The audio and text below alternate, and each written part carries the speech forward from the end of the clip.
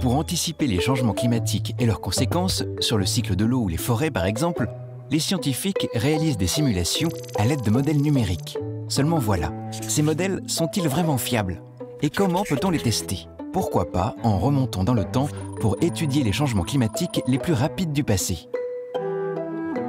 C'est ce que propose de faire le projet FATES.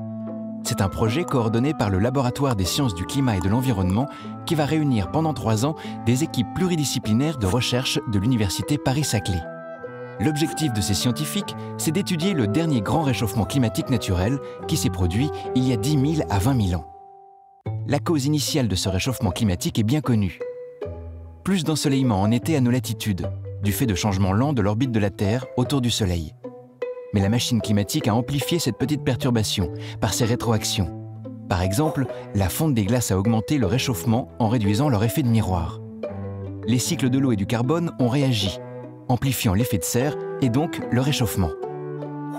La fonte des glaciers qui couvraient le nord de l'Amérique et de l'Europe a entraîné une remontée du niveau des mers, des changements dans la structure des courants marins et des vents, avec des conséquences régionales spectaculaires, comme le développement des forêts européennes.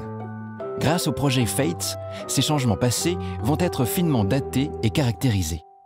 Comment? Grâce à des équipements de laboratoire innovants, utilisés pour analyser les indices laissés par l'histoire du climat dans un ensemble d'archives naturelles, comme les glaces polaires ou les sédiments. Ces nouvelles informations vont permettre d'estimer l'amplitude et la vitesse de ce grand bouleversement climatique.